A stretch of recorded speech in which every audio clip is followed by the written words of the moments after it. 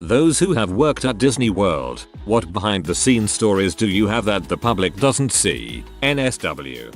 If you hear an announcement over the park-wide sound system looking for a specific person, it is something very important. Announcements like that have a chain of approval before Disney will allow the magic illusion to be broken. But it's not always bad news, like informing families of a death. I've done several park announcements to find someone to inform them an organ donation was matched. A medical courier was on their way to Orlando, and they needed to get to the hospital ASAP. It was always startling when you heard the park PA go up for something other than a good news. Arts and crafts time has been extended for 4 hours today.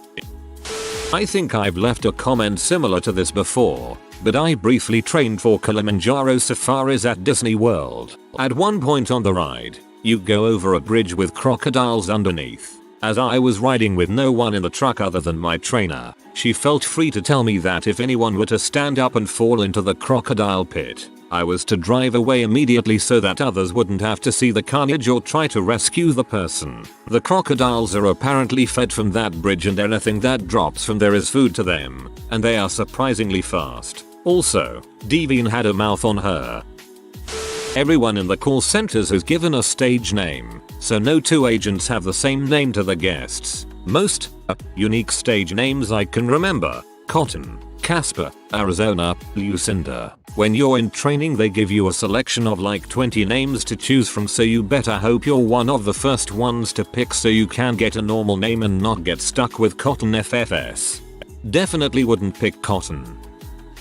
Not an employee, but I have an interesting story about Disney. When I was 7, I went to Disney World. The third night we were there, I rolled out of my bed and cut my forehead on the nightstand. My mom came over to comfort me, not knowing I was bleeding quite profusely. She turned the light on when I wouldn't stop crying. She said it looked like a murder had taken place. Paramedics were called and the room was swarming with what I can only assume were Disney employees. After I was evaluated and patched up, I was taken to the gift shop around 2 AM with my mom and an employee. I got to choose 3 toys at no cost to my family. It was pretty incredible to be in the completely abandoned gift shop and being told I could have anything.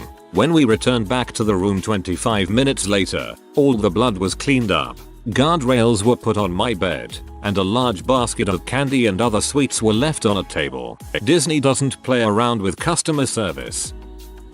On our family trip to Disney World, I was leaning over a railing looking down into some water. A few unreachable feet below I spot a tiny 1.5 ft to 2 ft alligator.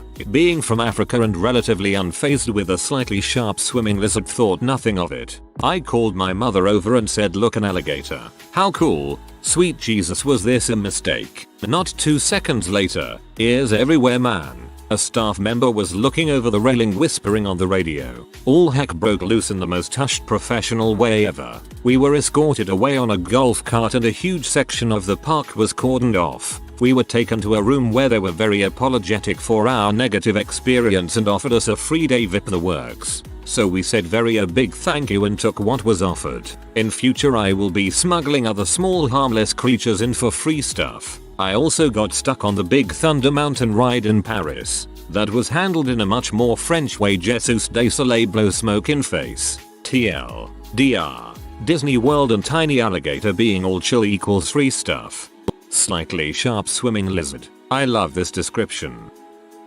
I worked on the Great Movie Ride in Hollywood Studies for a while, and I can tell you all 22 minutes of your friendly tour guide speech is scripted to the very last letter. You get 3 days to learn your whole monologue, and all of the speeds, controls, stops, goes of the actual ride before going live as a tour guide. Most of those 3 days is spent in a room with your trainer reciting your script until you get every word right. If you accidentally say the word okay instead of alright, you start over from the beginning. Most tedious 3 days of my life. There's also one button on every car that, despite being really close to buttons you have to touch all the time, if pushed gets you fired immediately.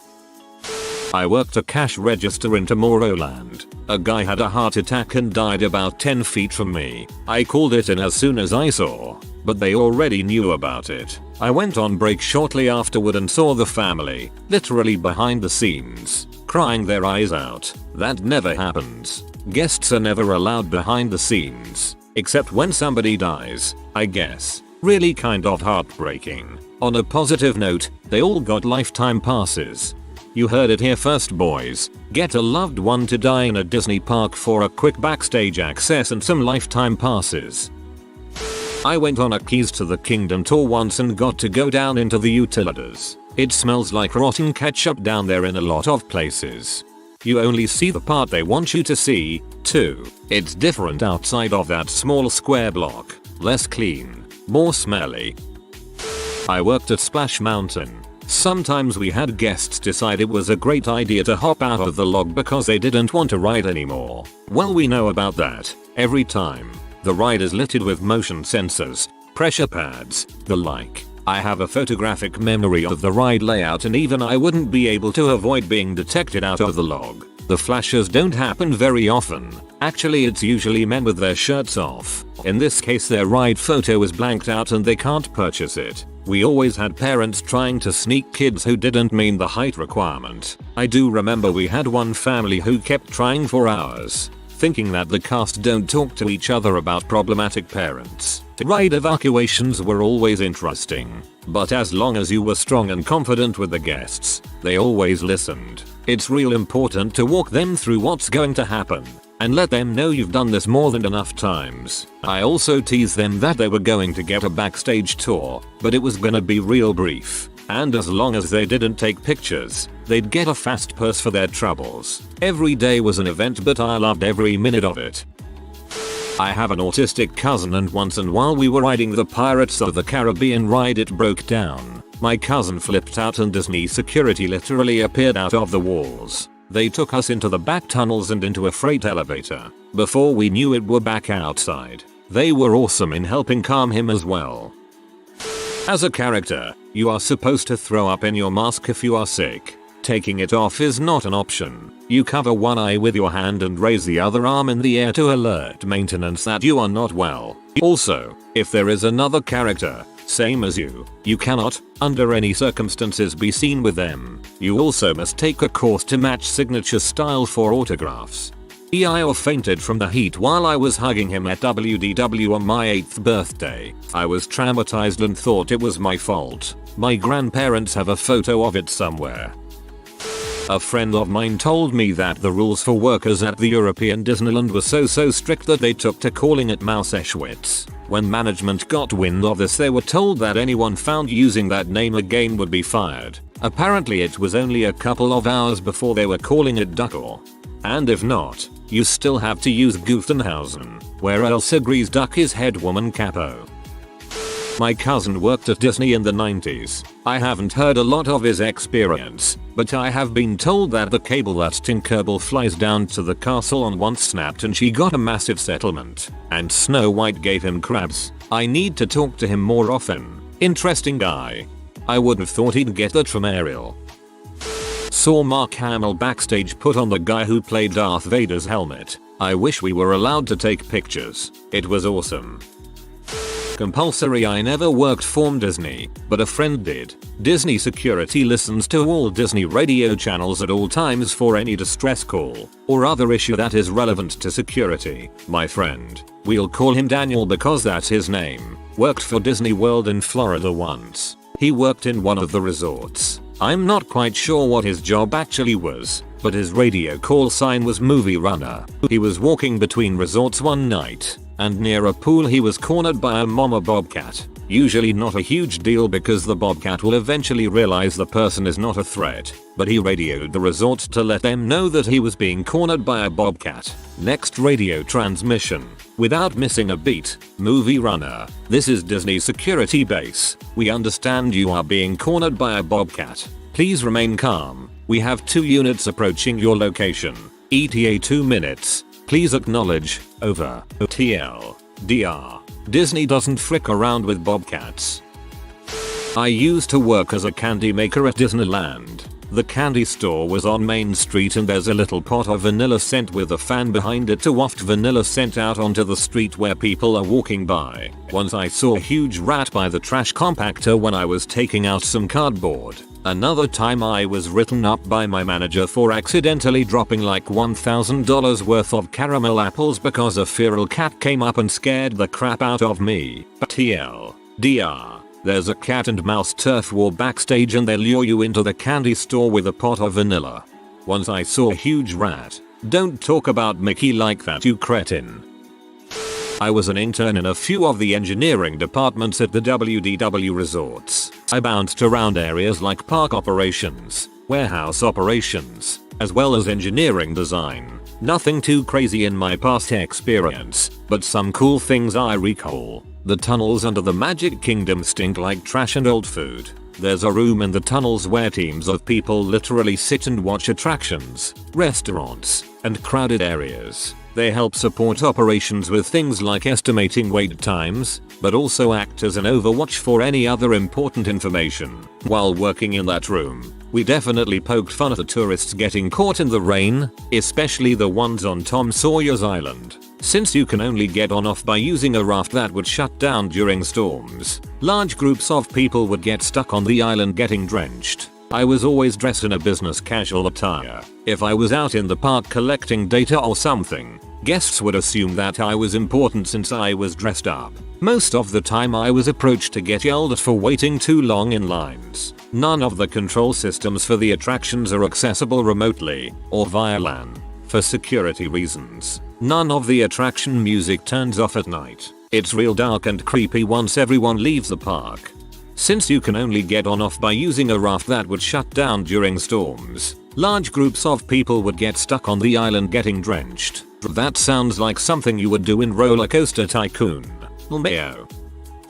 Ex-character performer. I'm a 6-foot tall girl, so I did all of the tall characters like Goofy, Tigger, Captain Hook and like 10 other characters. I did a lot of the breakfast meet and greets as Tigger. My head had a small hole where the mouth was, so I would go from table to table drinking orange juice from the kids. The kids were amazed, and it helped me get over my hangovers from the night before. I was stuck in an elevator for 45 minutes backstage as Tigger. Doing this job was awesome because I used to do a lot of partying and would get home at 6 AM and have to be at work around 8 AM. So because I didn't have to show face or do much work, it was perfect. As Goofy I snuck on rides. One day I went on one of the kiddie roller coasters and almost lost my head. I was eventually disapproved to play Goofy because he was starting to get a ghetto booty exact words from my supervisors. When you play the characters, you're 30 minutes on set, 30 minutes off. So in an 8-hour day you really worked 4 hours but you got paid for 8. If you talked in costume you'd get in serious trouble. The underground tunnel is real. Oh, and I eventually got fired for asking Joey Fatone back when NSYNC was on fire for a picture before my shift off the clock.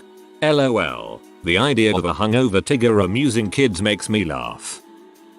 I went there with my dad, who was working for a radio station at the time. Disney was opening a new ride and doing the press rollout, and invited the radio station there, so I guess you could think of him as a temporary employee. One of the crew spilled soda on a mic, and asked the Disney guy helping the crew where he could look for a replacement locally. He assumed Disney would have spare mics, but he was worried about getting the random special snowflake of a microphone the DJ insisted on. The Disney guy just laughed and took him to the underworld. They had rooms full of TV radio equipment new in the box. They have spares from every brand conceivable, by the dozen. Millions and millions of dollars worth of it, just sitting there collecting dust most of the time, just in case. When Disney wants to be prepared, they don't frick around.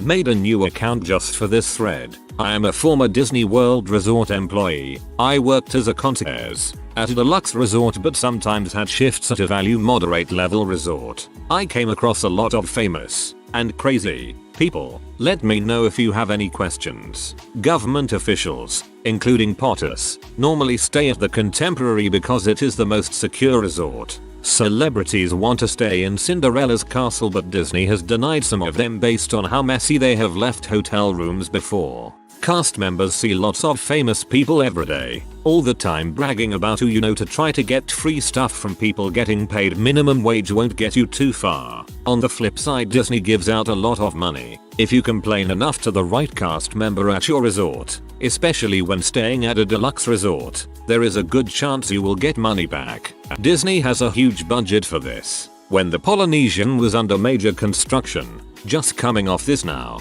they give out a lot of money to angry guests who didn't do research ahead of time. If you are nice to the cast members, they will go out of their way to make magic. I often sent up chocolates or gave extra fast passes to nice guests. If you are mean to cast members, you better believe we are putting notes on your reservation. Disney has a lot of computer systems and they track crazy guests' behavior. When you come up to the desk and scan your magic band, I will be warned if you have yelled or been out of line to another cast member. And that is across the board. All the Disney resorts use the same system.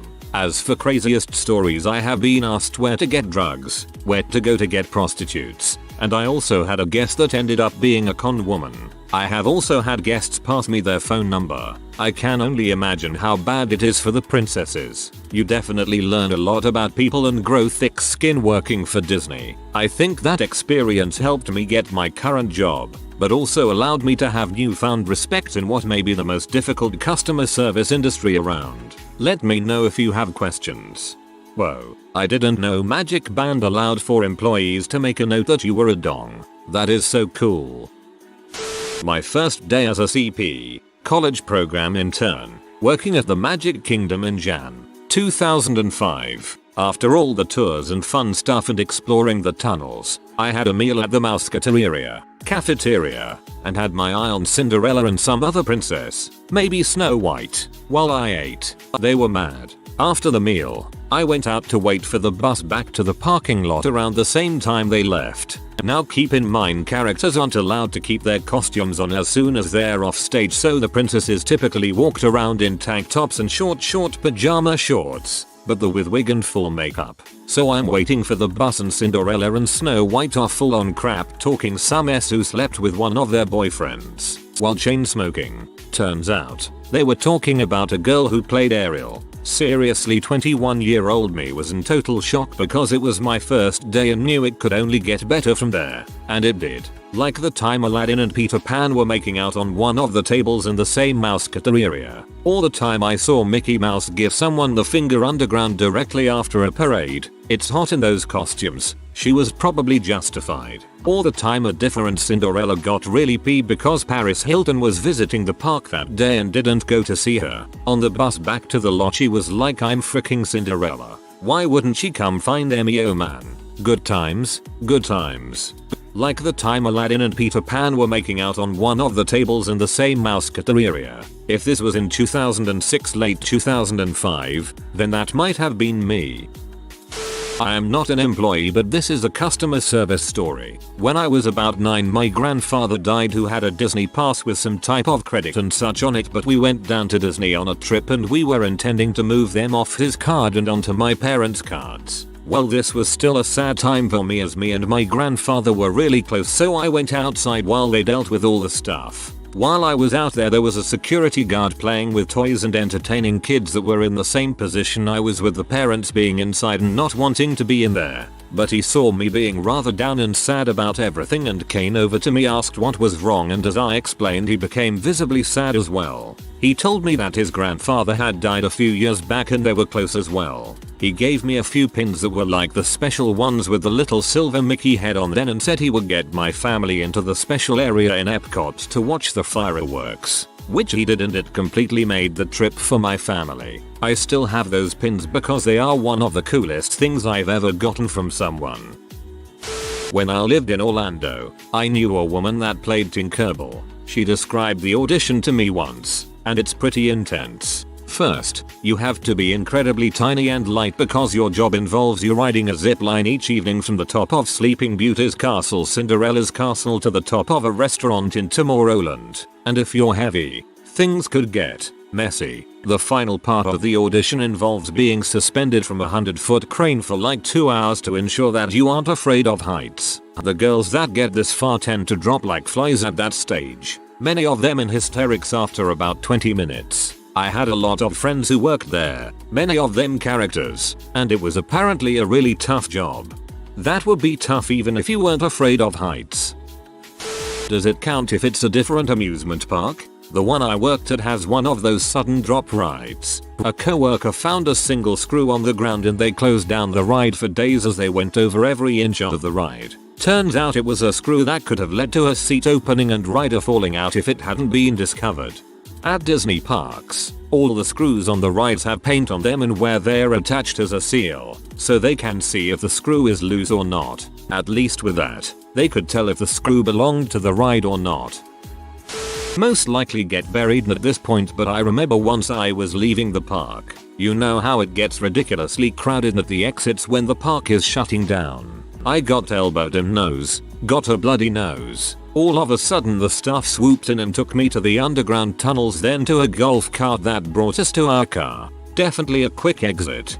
You should have played dead. Everyone in your family would have gotten lifetime passes. Person I went to school with has had a job with security there. She eventually got married and had children. WDW hired her husband and the kids. They walk patrol around as a family. As far as I know, they still work there. Good guy Disney right there. So one thing I gather from this thread is that guests in the park are watched constantly. Is it accurate to assume that if I'm in a restroom stall and run out of toilet paper, a hand in a Mickey Mouse glove will instantly reach under the door offering a fresh roll? I worked at the DLR in Anaheim. I won't say which department. Still afraid of Gestapo Disney HR people. I found an unattended lunch pail that was almost certainly harmless. Knowing how much of a stickler that Disney is with security concerns, I decided to call it in. Within 2 minutes, they had 3 security cars blocking off the area I was in and the Pluto, drug and bomb sniffing dogs that assist security teams deployed to sniff the bag. My supervisor's supervisor questioned me for 30 minutes about the situation, told me there was a commendation on my record, and then let me go home early for the day. After that, I figured out the secret to it: hidden security people in the park, as they were the first to approach me after the radio call. If they have a Bluetooth headset in, they're undercover security. TLDR. Don't frick with the mouse. He sees all. I don't work there, but had a relevant experience. The stories about underground passageways and secret police are 100% true. Was in the Magic Kingdom for a band trip in high school, hanging out with a few friends. One guy, we'll call him Jack, decided it'd be a good idea to shoplift some keychains from one of the stores. This being Disney, there were probably 50 different security cameras that saw this. A few minutes later we're walking through a crowded area when someone gave me a flat tire and we stop. 2 big guys are behind us and quietly tell Jack that he needs to go with them, and tell the rest of us to let our band director know he needs to get in touch with security. They walk Jack over behind one of the stores where there's a cast members only door, and disappear behind it. Later Jack told us they took him underground, where he sat in a security room for the rest of the day where he was charged with shoplifting. They threw the book at him. They don't tolerate that crap at all. He got a huge fine and had to do community service in Florida. We lived in the Northeast. In retrospect, I have a huge amount of respect and a small amount of terror for how Disney handled the situation. They were incredibly subtle with the whole flat tire thing, and how they quietly avoided making a scene. People walking past us had no idea what was going on. I know it sounds silly, but that experience alone probably helped me understand how terrifying and effective secret police in places like the Soviet Union or Nazi Germany were better than anything we ever learned in class. They are serious about the bought keychains. If you are new to the channel, you can subscribe. I publish new videos every day. Until then, check another video.